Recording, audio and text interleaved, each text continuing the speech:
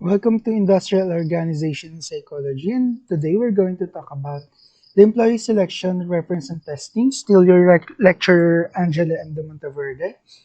For this, what we need to know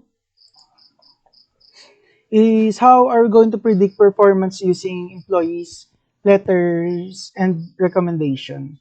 Okay, predicting performance using applicant training and education, predicting performance using applicant knowledge, predicting performance using applicant's ability, and predicting employees using applicant skill, predicting employees using prior knowledge, experience, predicting performance using personality, interest, and character, and predicting performance limitation due to medical and psychological problems, comparison of techniques, rejecting applicants. So for sessions and goals, I understand why reference typically don't predict performance. Okay, learn how to use the trait approach to score letters of recommendation. Understand how to choose the right type of employment test for a particular situation. Be able to describe the different types of tests used to select employees and be able to create and score a data instrument. Know how to write a well-designed rejection letter as well. And for topic one, predicting performance using reference and letters of recommendations. For predicting performance using reference and letters of recommendation, we have here reference check or background check. It's the process of confirming the accuracy of information provided by an applicant. So, which we already tackled this one dun sa legal issues, right?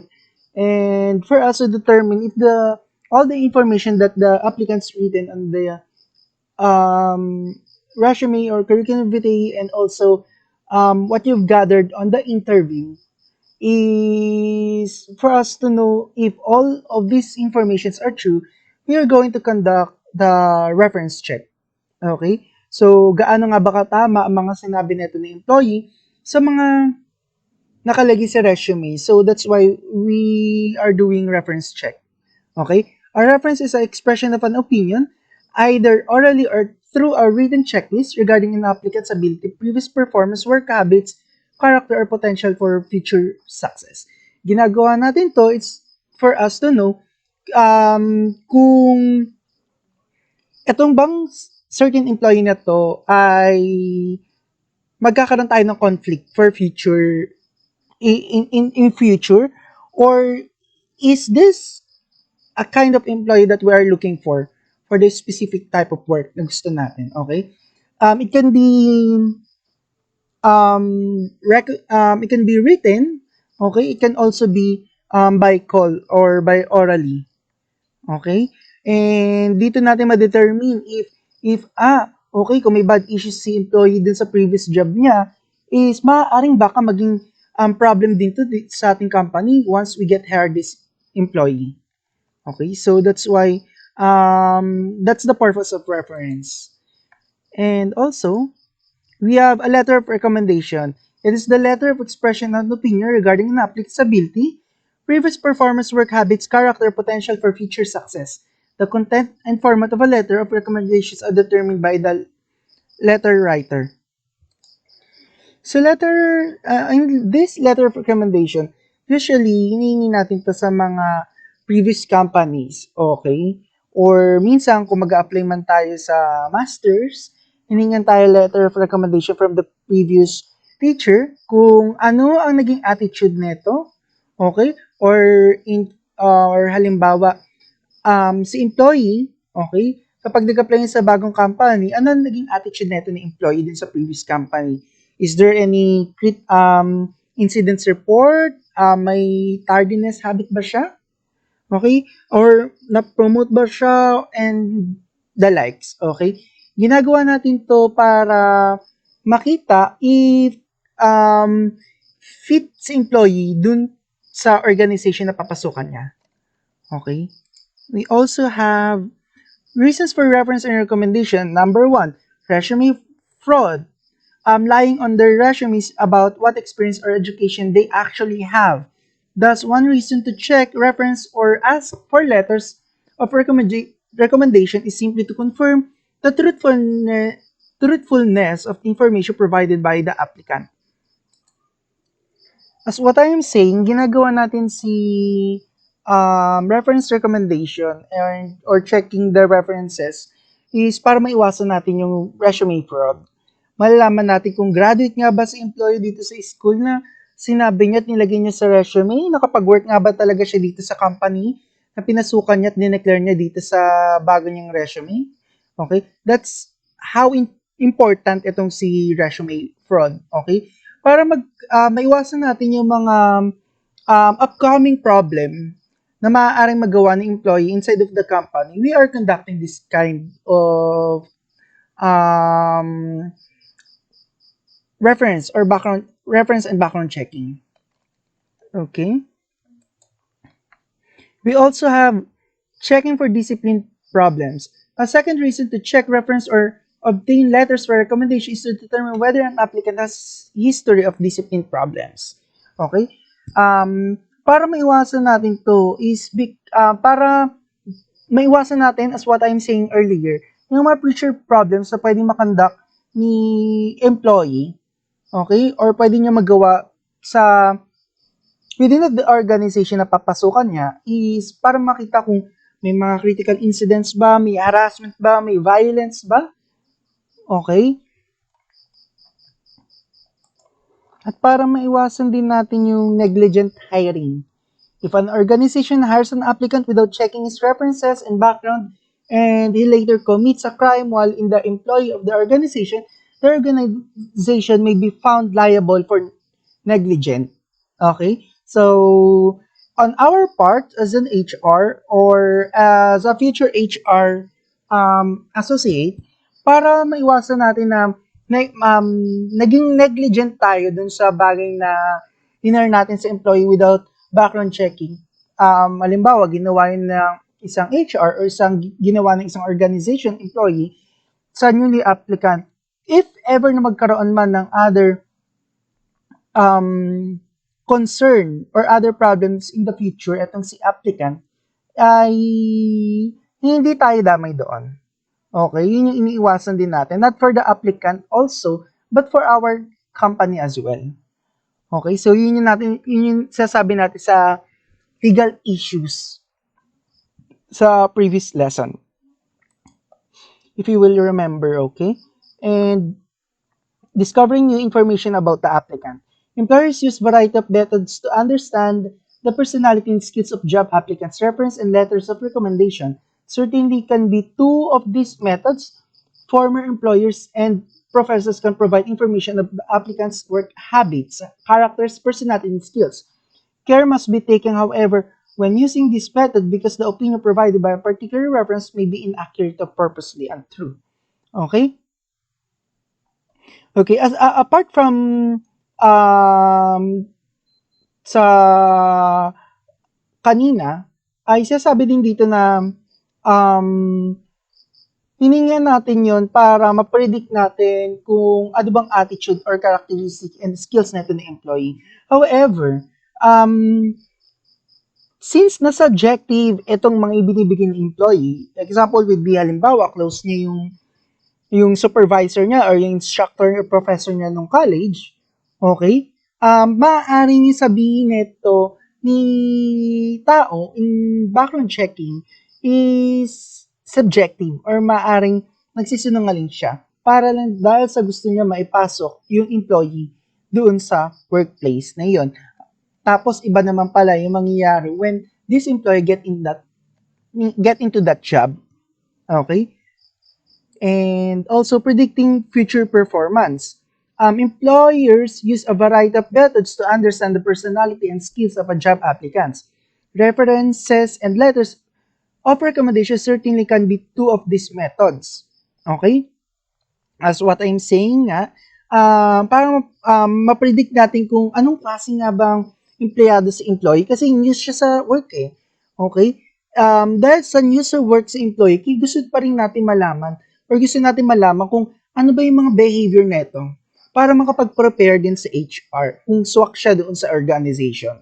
Okay?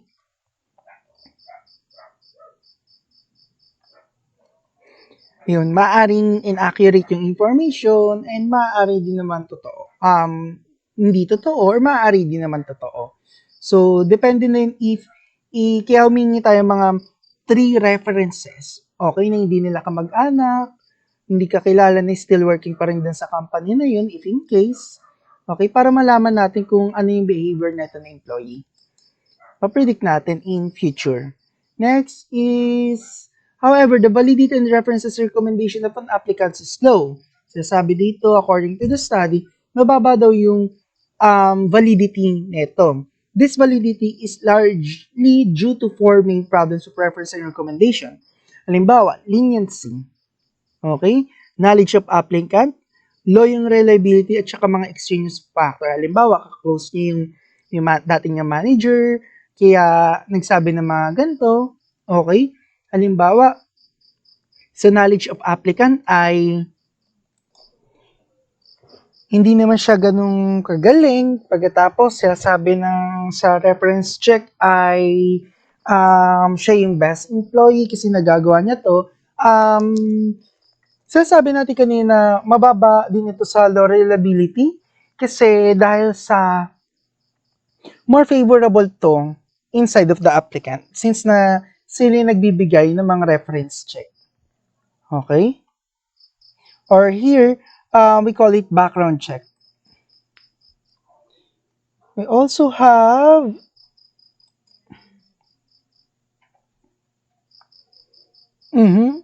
Ayun, so nasabi na natin kanina, applicant choose their own references. Although coworkers are willing to say negative things about unsatisfactory employees, confidentiality concerns can hold them back. Okay? So, okay. So, since lagi natin isipin, this reference na book natin ay federal law, meron sila pa rin na inaano na confidentiality. Okay, so kahit na sabihin nila na mag-negative ka dun sa company, okay, sabihin nila mga negative traits or mga behaviors at an employee, ay nag-hold back sa kanila yung confidentiality na hindi dapat sabihin. Halimbawa, ay ano kasi yan nakakommit yan ng crime inside of the company. Something like that. Or kahit hindi crime. Okay, so lenient. And syempre, if you are the applicant, pipili ka ng tao na mapapagkatiwalaan mo, mapapagsabihan mo ng maaring or hindi maglalaglag sa'yo in the future. Okay, so mababa to sa reliability. Example of leniency form for this, I request that your complete recommendation form, which I understand will become a part of my life and Bradford University Graduate College. I further understand that is the recommendation statement from you will be a candid evaluation, my scholarship, work habits and potential, and so on. Okay, so this is an example of the form for recommendation. And knowledge of applicant.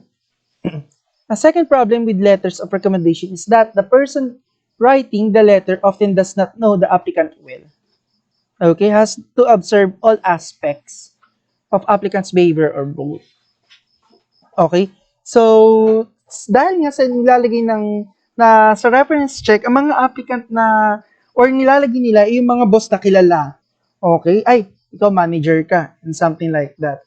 Okay, ang nakikita lang dito is yung knowledge sa applicant as being subjective. Paano niya ba tingnan yung applicant yung nag-work itong applicant na to?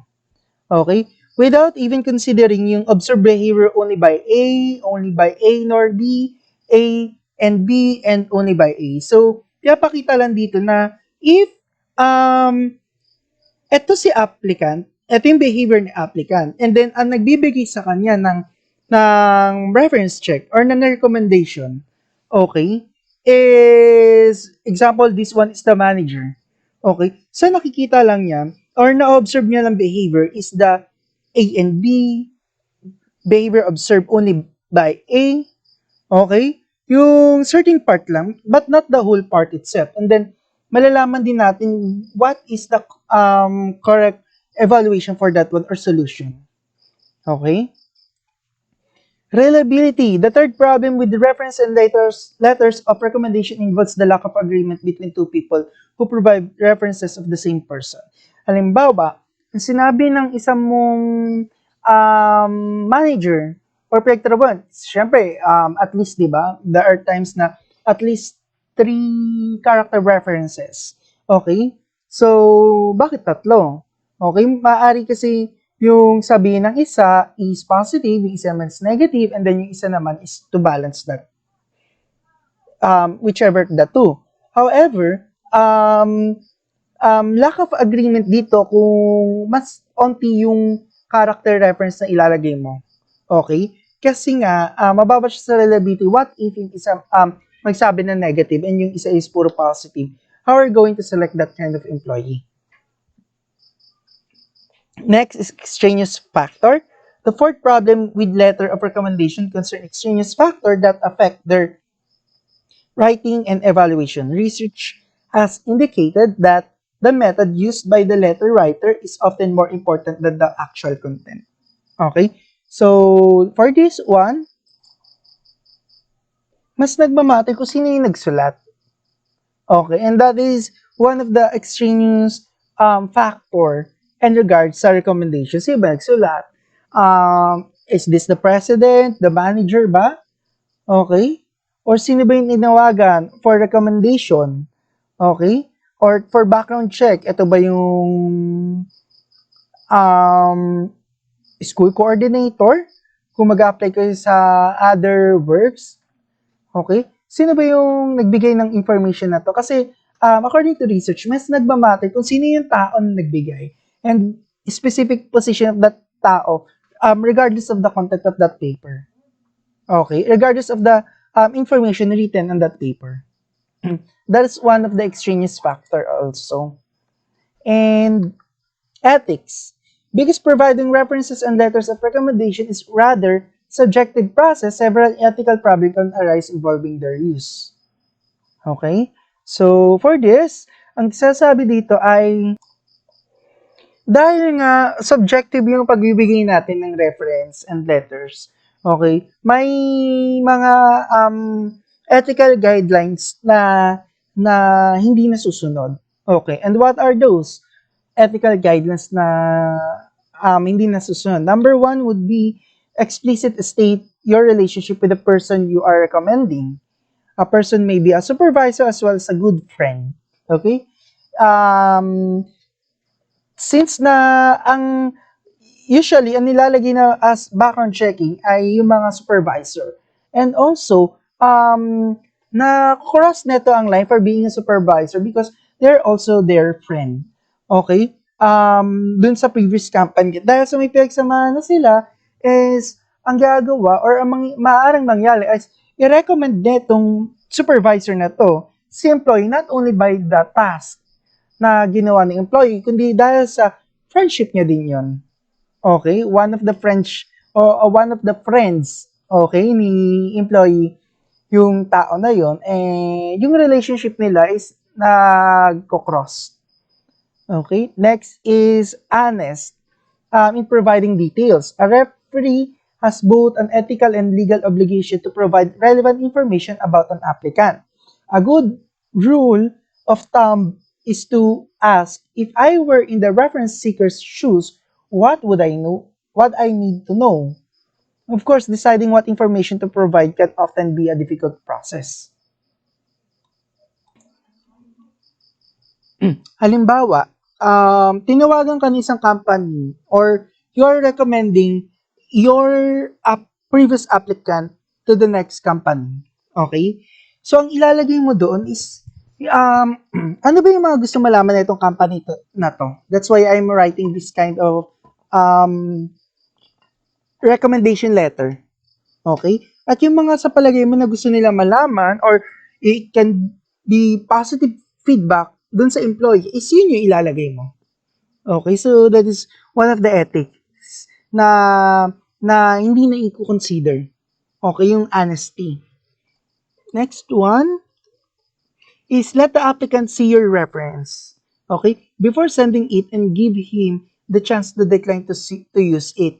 Such procedure is fair to the applicant and reduces the referee's liability for a defamation charge.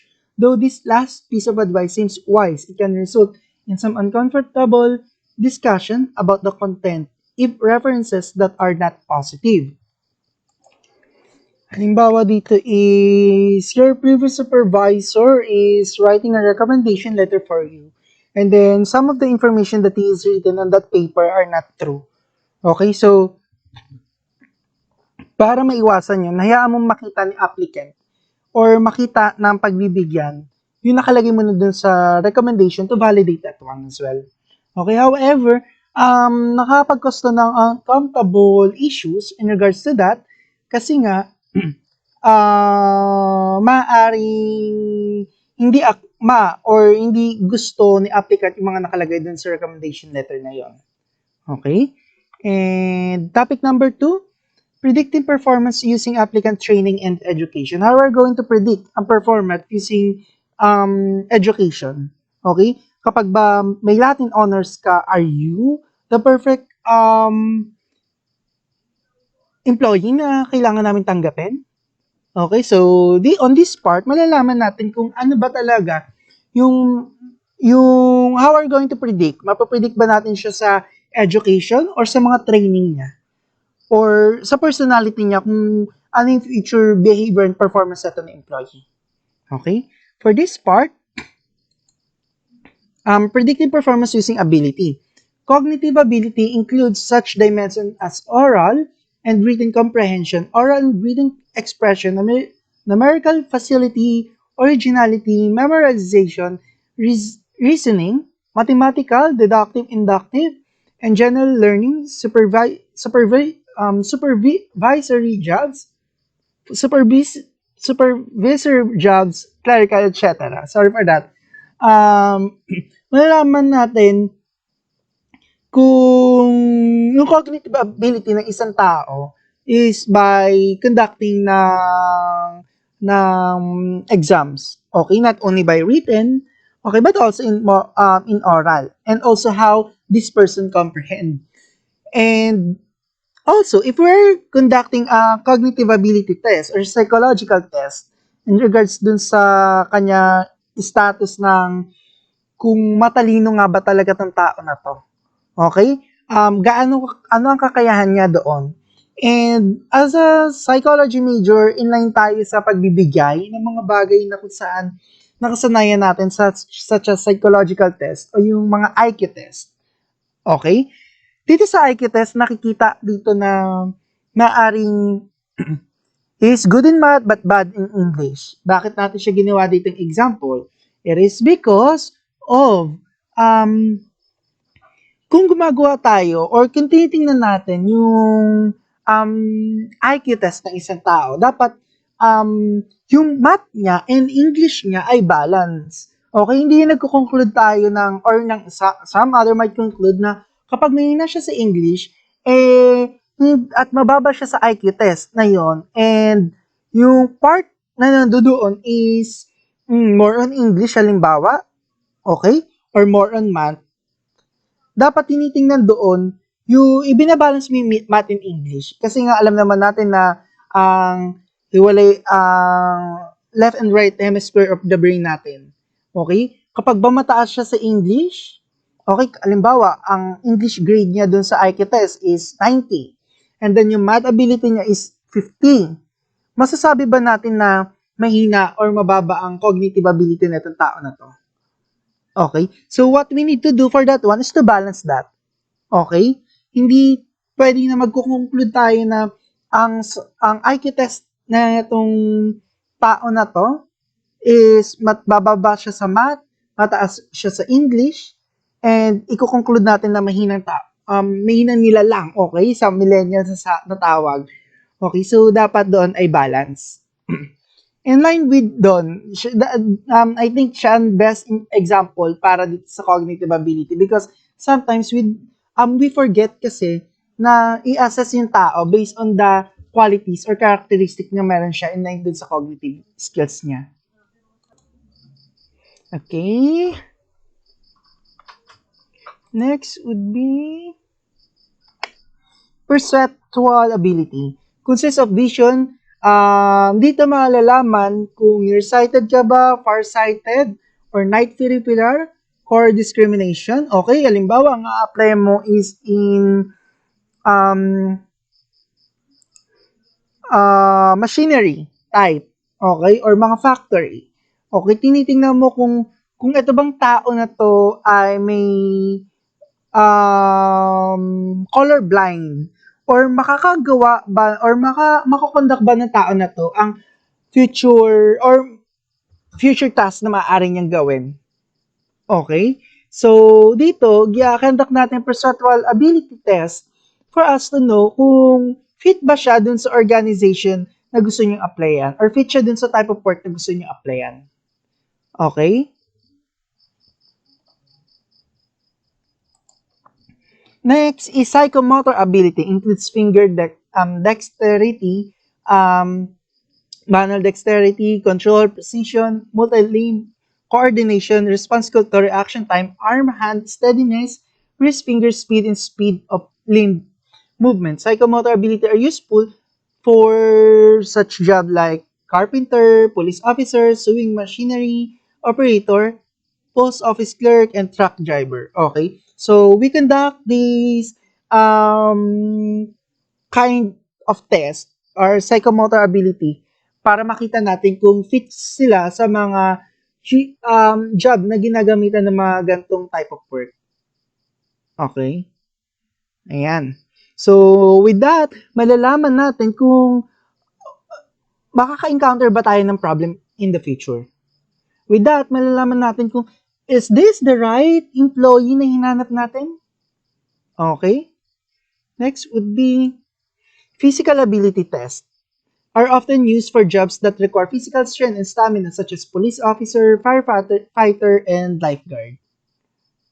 Okay? It can be na physical ability test is may papabuhatin sila or may papagawa sila and then i-rate yun kung gaano niya nagawa yung certain task na yun. Next is job relatedness. Though few people would disagree that it is better for a police officer to be strong and fit than weak and out of shape, many argue whether it is necessary to physically fit. Critics in physical agility testing cite two reasons for questioning the necessity of the physical agility: current out-of-shape cops and technological alternatives. Okay? There are certain tasks na nangangailangan ng magandang build. Okay? So, it matters kung ganito ang looks mo. Okay? It matters kung ganito ang physique mo. Okay? If you are physically fit or what. Okay? There are critics about that kasi not all the people na ganito ang looks, na nagre-require na ganito dapat ang looks, ganito dapat ang height, ay makakapag-perform better. Example is cops. Okay, yung mga police officers, hindi porket papaten or medyo hindi fit, medyo mataba, ay hindi na din makapag-perform ng mga physical activities na nare-require. Okay? And there are also jobs na nangailangan dapat 5'7" sa lalaki. Okay? There are some balls na nagre-require ng ganon. However, if this 5'7" requirement can predict the performance of this person, okay? Kapag nakapasok na siya doon or kapag hindi mo siya tinanggap, so dapat kung magre-require daw na mga things that we need or na qualifications that we need from the employee is related dun sa ina-apply natin. Related rather sa work na ina-applyan nila. Baka kasi yung job relatedness niya is wala or hindi sakto. Next is passing scores. Passing score for physical ability tests are set based on one of two types of standards, relative or absolute. Relative standards indicate how well an individual scores compared with others in groups, such as women, police applicants, or current police officers. Okay, sinasabi dito sa passing scores na, alimbawa, physical ability test. Okay, paano to ini-scorean? We have relative standards. Sa relative standards, i-compare mo yung tao na yun to the other, yung applicant na yun to the other certain employee as well. Okay, may comparison. Ang kagandahan dito is that nakikita mo kung sino yung mas better sa kanila. Okay? Or mas better ba yung with men, women? Okay? However, meron siyang contradict dito. Sinasabi din dito na yung male ay maaaring mas malakas kesa sa female in regards to sa passing scores. Okay, na hinihingi. So, kailangan with doon pa lang sa job analysis, nakita na natin kung paano natin i-scorean itong mga to. Okay? Kapag may physical ability test tayong kinakanda. When the ability must be present, a third problem with physical ability requirement is the point at which the ability must be present.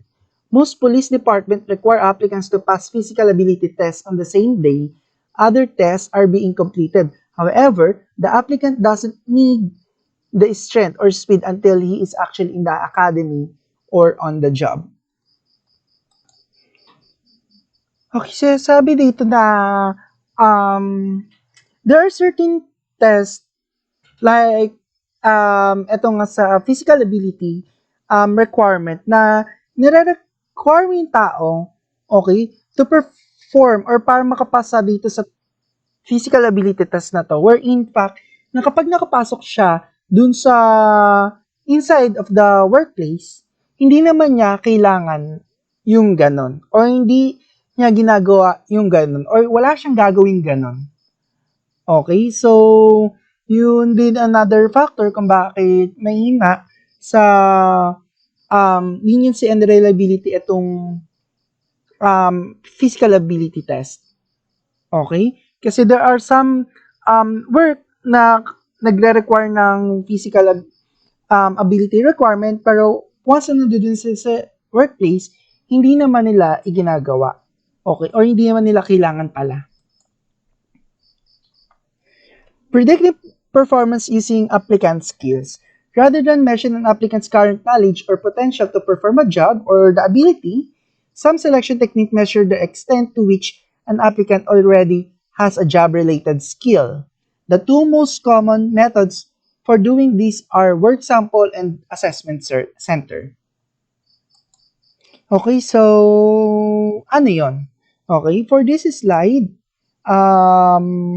what we need to do is to differentiate muna yung work samples and assessment centers. Work samples, with a work sample, the applicant performs actual job-related tasks. For example, an applicant for a job as automotive mechanic might be asked to fix a torn fan belt.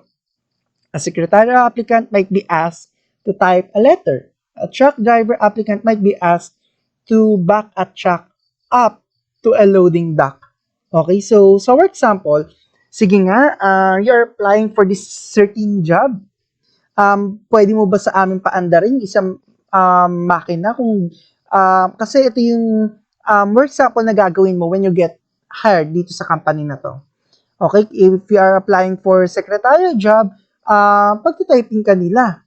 Kung marunong ka nga ba talagang gumawa. And sa employee engagement naman, let me just share my experience. When I applied doon sa certain job na yon, okay, iningian nila ako ng, sinabi nila sa akin kung ano yung kaya ko, ang opening nila is benefits and employee engagement. Kasi magdideal daw ako sa tao, and magsusulat daw ako ng mga tula, kung marunong daw ba ako mag-editing ng movie.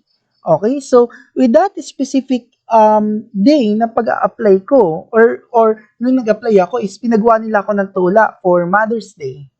Okay?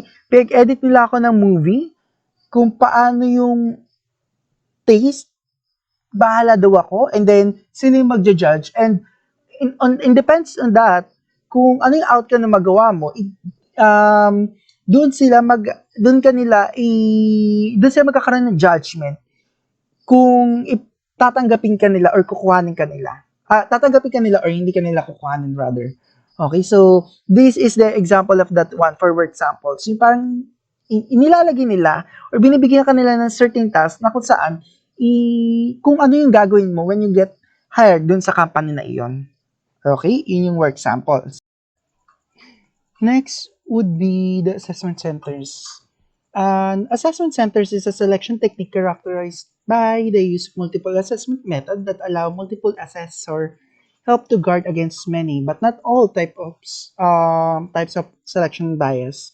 With this one, assessment centers, these are facilitated by the people or guarded by the people na knows that kind of specific job and what are the um, techniques needs to apply for the certain job or what is the best selection technique, okay? Yung mga ina-apply dito ng mga sa assessment center activities ay kung anong result na nakuha mo sa job analysis. Okay? Maraming mga assessment techniques ang pwedeng gamitin dito sa assessment centers. Okay, so they are the ones who are subject matter expert in regards sa mga technique na inline na kailangan or dapat ma-provide or maarang ma-provide sa isang employee. Okay? And next would be development and component. Although many different techniques may be used in assessment centers, the basic development and types of exercises are fairly standard. The first step in creating an assessment center is, of course, to do job analysis, as I mentioned earlier. Okay? Ano ba ang component ng assessment center dapat? Okay? And ano dapat yung i-apply sa mga employee for them to improve ng pagsaselect natin ng applicants. Alright? We have number one technique is the in-basket technique. Okay? The in-basket technique is designed to stimulate the types of daily information that appear on a manager's or employee's desk. The technique takes its name from the wire basket typically seen on office desks. Usually, these baskets have two levels. The in level, which holds paperwork that must be handled, and out level, which contains completed paperworks. Also called as in and out level. Okay, sa in-basket technique, bakit to inline sa predicting performance using applicant skill is because of binibigyan ng actual yung employee kung ano yung maaaring gawin. Okay? Once he or she get hired sa trabaho.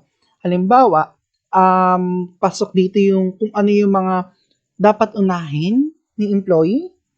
Okay, halimbawa is maraming task ang nakalagay dun sa isang desk na yon. Okay? Sa isang desk na yon, ano yung uunahin niya? Titingnan din dito yung time management. Okay? Pressured. It's quite pressured kasi with that time span and with that it's like role playing kasi, okay? Na bibigyan siya ng mga certain tasks, o okay, anong unahin mo dito, o ito yung mga list of activities na kailangan natin matapos nitong araw na to. And then, kapag may pumasok na problem, ano yung dapat mong gawin? Okay, so, simulation to, na kung saan, bibigyan yung isang employee ng mga list of tasks na kailangan niya matapos, and then makikita din dito yung critical thinking niya and also analyzation and so on. Okay? And the next one is simulation. Simulation exercises are the real backbone of the assessment center because they enable assessors to see the applicant in action. Okay? dito inilalagay yung applicant or kinakandak ng assessment center yung simulation para naman makita kung yung real job na maaari niyang gawin or yung real job na once he or she get hired dun sa position na ina-apply niya. Okay? Titingnan kung paano gawin ng isang employee yung isang certain task. Pagkaiba nito sa in-basket techniques. In-basket technique is hinahayaan mo yung employee na kung nagawin niya ang certain task on his own, depending sa kung um, paano niya magagawa yung mga task na yun. Okay? Sa simulation, titingnan ko paano niya ginagawa yung specific task na yun. Okay? So, sa in-basket, makikita dito yung time management, critical thinking, paano kung nagkaroon ng problema, ano yung mga gagawin niya, and paano niya i-sort out yung mga things. Like, okay, ano yung mga una niyang tatapusin, ano yung huhuli niya. Okay? Simulation, ito yung bagay na kung ito yung technique na para ma-predict is yung bibigyan mo siya ng realistic job. Okay? Halimbawa, bibigyan mo siya ng paano mag-handle ng isang inquiry. Okay? Answering of telephone. Okay? Simulate mo yun. Yun yung simulations. And also, work samples. Usually, when a simulation does not involve situation and exercise, it's called work samples. Okay? Work samples were discussed earlier in the section but are listed again here because they are common assessment center exercises. Okay? So, we have different kinds of work sample. Okay?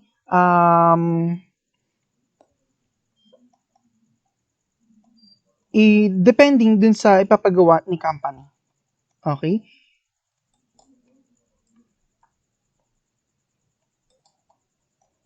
Okay. Leaderless group discussion. In this exercise, applicants meet in small groups and are given a job-related problem to solve a job-related issue to discuss. Kaya siya tinawag na leaderless group discussion. Yung mga applicants, ilalagay sila sa isang scenario. Kaya siya tinawag na leaderless, wala kasi mag-instruct sa kanila kung ano yung mga gagawin. And they need to solve yung problem na ibibigay ng isang HR or ng isang recruiter. Okay? Paano sila magka-come up, okay, sa decision or how are they going to resolve certain conflict or problem. Okay? So, nasa sa kanila kung paanong klaseng strategy yung gagawin nila. Kaya ito tinawag na leaderless group discussion. We also have experience ratings. For this, the past experience ng employee sa previous job niya, example, would predict kung ano siya, okay, sa next job na ina-apply niya. Okay? Yun yung magiging basis ng employer or mapapredict kung anong klaseng empleyado to kapag ni-hire na to. Okay? Next is predicting performance using applicant skill. We have biodata. It is a selection method that considers an applicant's life, school, military, community, and work experience. Alright, so we already know that one. We have discussed that one also. According to research naman, siya sabi na nakakapag-predict daw ang biodata ng future experience nila. Halimbawa, sa sales, kung may experience na siya sa sales, maaaring maging okay itong applicant na to in terms dun sa kung salesman yung apply niya kasi he has a background already. Okay? She has a Latin honor. I bet she can do good in our company. Okay? There are times kasi na employees employer are eager to hire employees that has a Latin honor. So, is it a great predictor para masabi na kapag may Latin honor ang isang tao is magiging productive siya? Or is it a great predictor para maging successful yung isang employee? Gampanan niya lahat ng mga things na ginagawa niya? Okay? Or eto nga ba, kapag nga ba may, example, may Latin honor ka, okay? Gaano kataas ang probability na maging successful ka dun sa work na ina-applyan mo? And tama ba sa katanto para malaman natin kung magiging productive yung employee in the future kapag hinar natin sila? Okay? So, according to Amod book, no. However, it predicts your future character. Okay? It couldn't predict your job performance kung gaano well ka doon sa certain job. However, it can predict your future character kasi kung masipag ka, if you have a Latin honor, meaning you are masipag, and it can predict your character na sa darating na panahon when we hire you, you're responsible enough to a certain task. But the successful na maging ganun ka din, maging angat ka sa iba, or maging successful ka rather, dun sa certain job na pinasok mo it's not a great predictor, yung Latin honors or in the high grade. Okay? According to study, no. According to Amod, according to study also na kinandak ni Amod, it's no. Development of a biodata. File approach. We obtain information from personal files on employees' previous employment, education, interests, and demographics. Okay? So, for this one,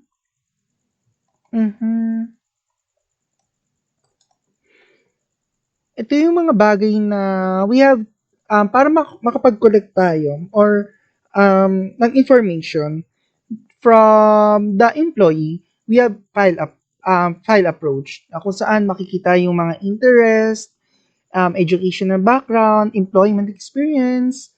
Okay? We also have questionnaire approach. It is the information cannot be obtained from employees who have quit or been fired. Why? Because dito kasi tinitingnan yung criterion, vertical percentage derivation sample. Okay, halimbawa ng questionnaire approach is, dati ka ba member ng government? It's either yes or no. Isasagot mo. Gaano kadaming job na napasukan mo within 5 years? It's either less than 1 year, 4 to 5 years, it's either 2 to 3 years, more than 5 years. Okay? So, ano tong questionnaire approach? Itong questionnaire approach ay list of question na kung saan pipiliin lang ni employee or pwede niyang checkan yung mga applicable na sagot sa kanya. Okay? It cannot be obtained from employees who have quit or been fired. Alright? So, if you have question, you may ask during synchronous or asynchronous for this. Also, if you have further explanation. Okay? Pero dapat sa questionnaire approach, yung criteria na tinatanong doon is akto or akma doon sa gusto nating makuha. Okay? So, that is the pros. Kasi kung hindi yung criterion na nakalagay doon is iba sa questionnaire mo, is hindi ka makapag-come up ng maayos na information na gusto mo makuha from that employee. Okay, for this questionnaire approach, criterion, once a criterion has been chosen, employees are split into 2 groups. Okay? Based on their criterion scores. A criterion is a measure of work behavior such as quantity, absenteeism, or tenure. It is essential that chosen criteria will be relevant, reliable, and fairly objective. As what I'm saying earlier. Okay? So, meaning to say, meron kang criteria na hinahanap mo na kung saan pasok doon si employee. Okay? Next would be vertical percentage method. Percentage are calculated for each group on each item.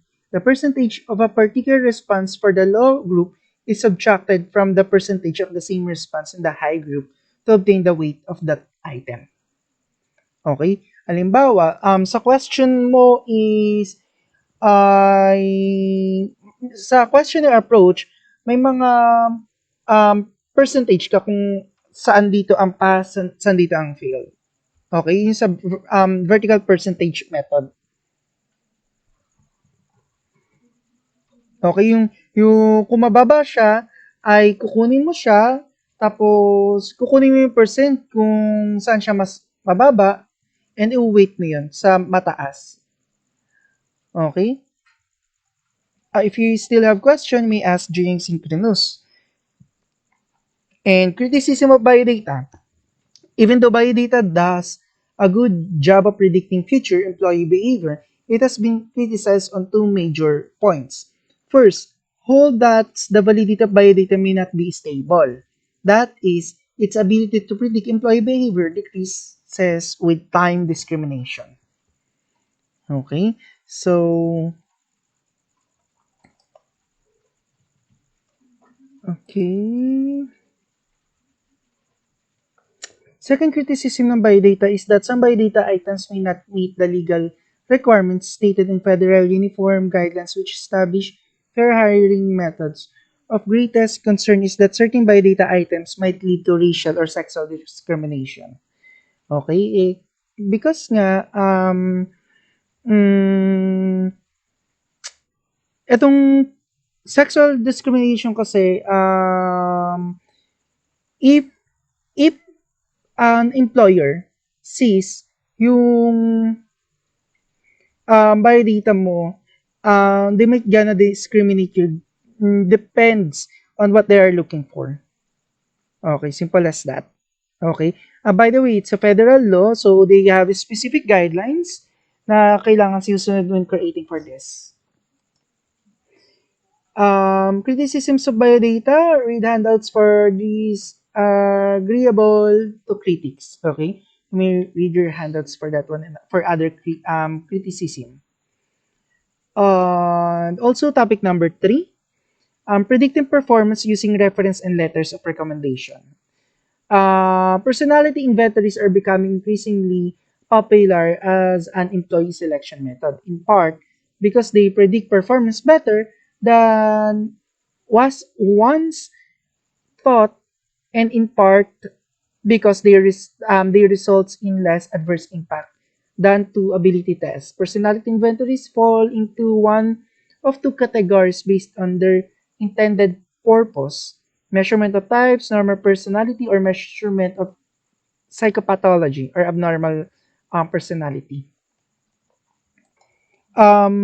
Bakit kailangan natin ng personality inventories? Is because it's for us to know or to predict what kind of behavior na um, na maipapakita nito ng employee once we hire them. Can be this person fall to a normal one category, it can be fall into psychopathology or abnormal personality category.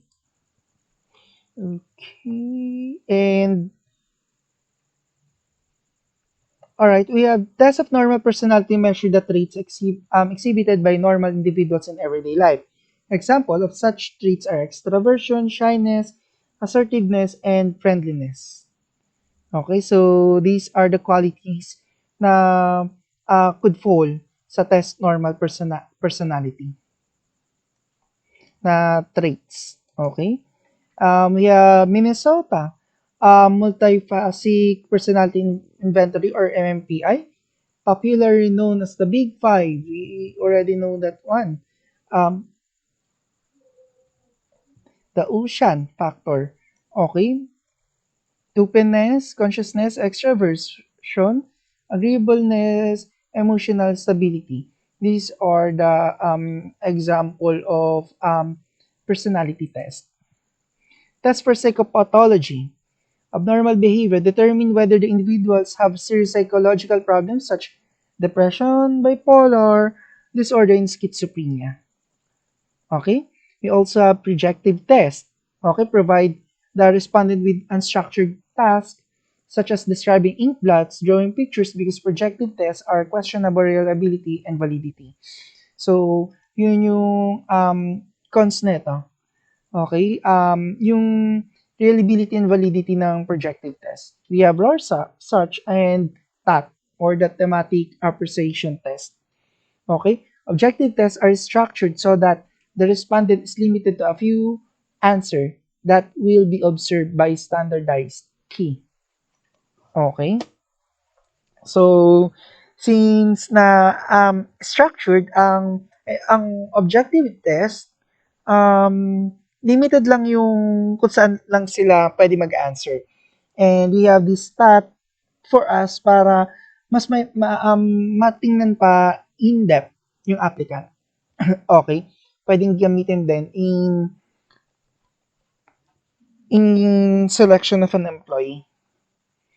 Interest inventories. The most commonly used interest inventory is a strong interest inventory or SII, which asks individuals to indicate whether they like or dislike 325 items such as bargaining, repairing electrical wiring, and taking responsibility.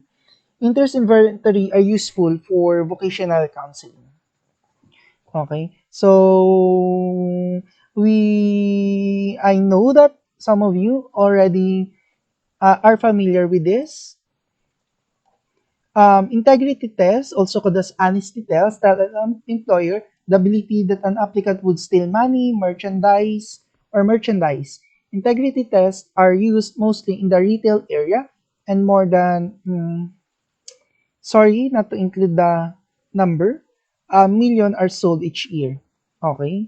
So, ito lang yung mga type of test for integrity para makita natin kung si employee ba ay pwedeng mag-commit ng stealing, something like that. Okay? Personality-based integrity tests are more general in that they tap a variety of personality traits thought to be related to a wide range of counterproductive behaviors such as theft, absenteeism, and violence. Okay? Conditional reasoning test. Conditional reasoning tests were initially developed by James to 1998 to reduce this inaccurate response and get a more accurate picture of person's tendency to engage in aggressive or counterproductive behavior. Okay?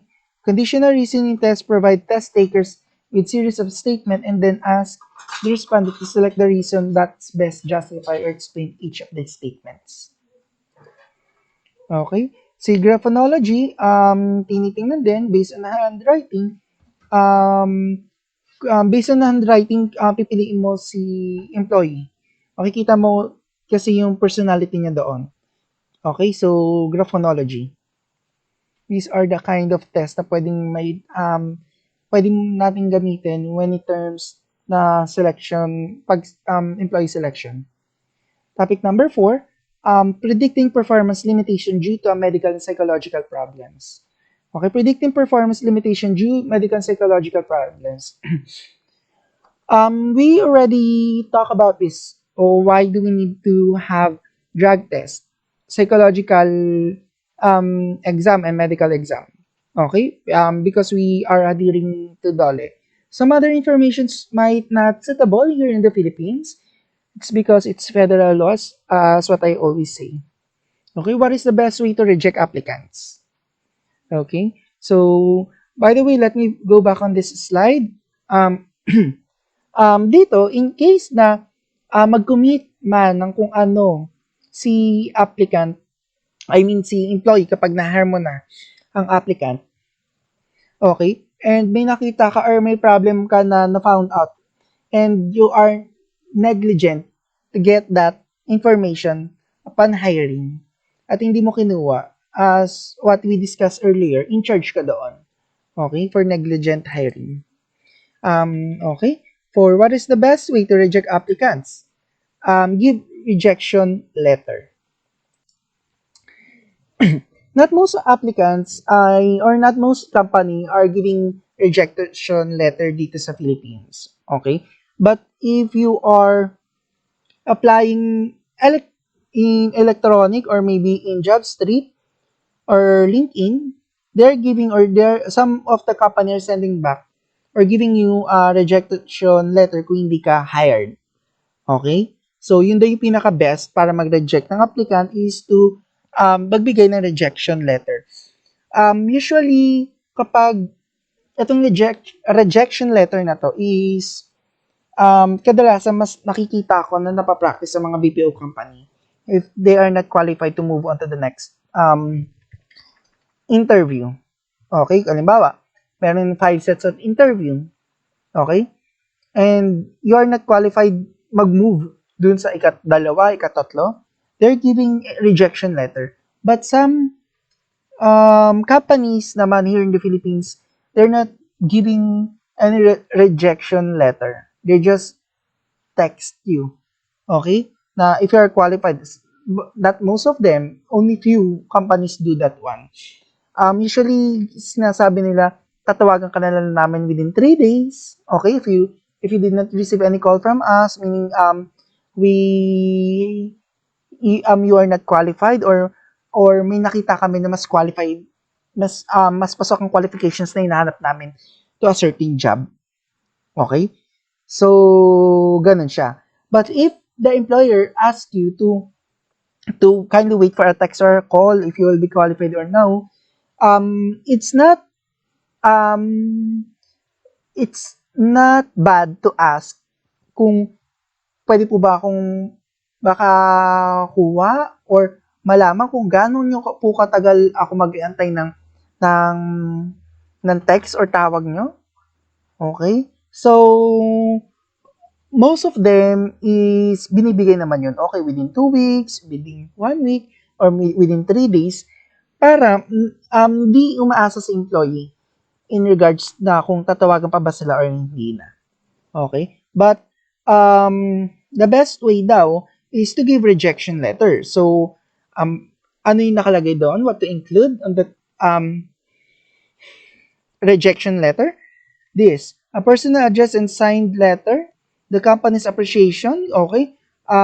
Applying for a position in the company, complement mo yung applicant's qualification,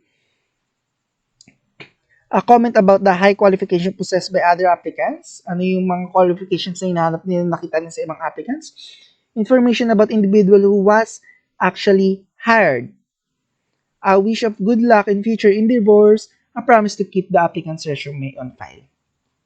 Okay. So, hindi lang siya basta-basta na thank you for applying blah blah thank you for applying yada yada yada yada yada. Okay? So, these are the things na dapat nakalagay doon sa rejection letter. Yeah, we have sample. Hi, we appreciate the interest applied to company. Time you've invested in applying for the title. We ended up moving forward with candidate, but we'd like to thank you for taking the team, giving us the opportunity to learn about your skills and accomplishment. We will be advertising more position in coming months. We hope you'll keep us in mind and encourage you to apply again. We wish you good luck with your job search and professional future endeavors. Best of luck. Okay, so this is one of the example ng rejection letter. But why letter? O nga no? But why letter? Bakit hindi nila natin sabihan sa applicant na they're not qualified for? Okay? Send rejection letters to applicants. Though most organizations do not do this, failure to send a letter results in applicants feeling negatively toward an organization. Kasi nga, ayaw natin na magkaroon ng bad image sa atin ang mga applicant. Okay? That's why we are extending our hand. Not extending our hand, but it's the company obligation. Personal view ko lang. Okay? It's our obligation para i-update sa employee kung ano na ba nangyari dun sa application niya. Since that we are the ones who are looking and then they apply to us and kailangan bibigyan natin sila ng rejection letter to be formal. But honestly, not to be informal lang dun eh. But also para mabigyan ng positivity yung applicant, yung nag-hire. Okay?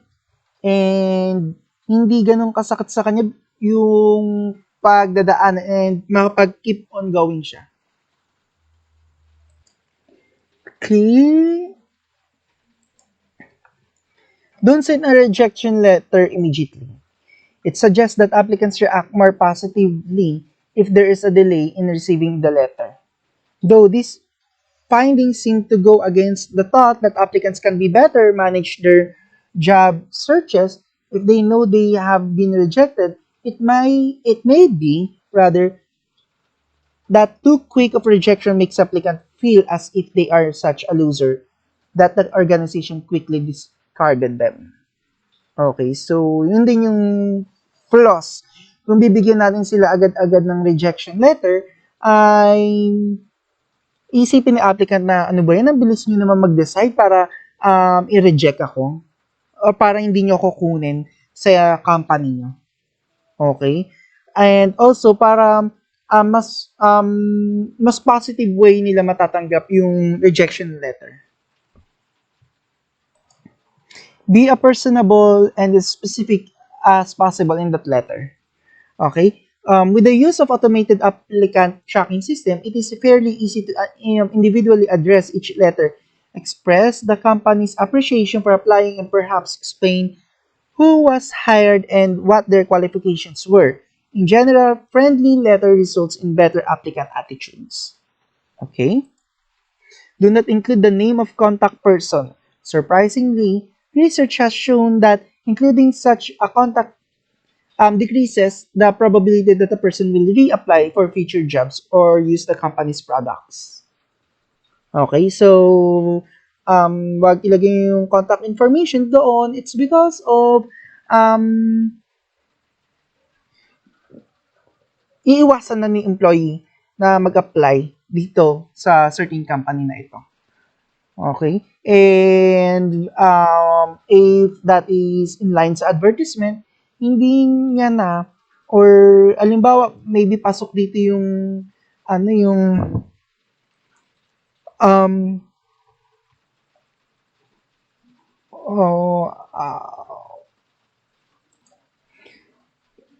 yung blind box. Okay, na kung saan hindi listed yung company products o company name. Okay? It might be okay, but not 100% sure because this is in federal. Okay, so that's all. If you have questions for this lesson, you may still reach me during synchronous or asynchronous, and I hope you learned something. Okay, thanks for listening, by the way. See you in the next lesson.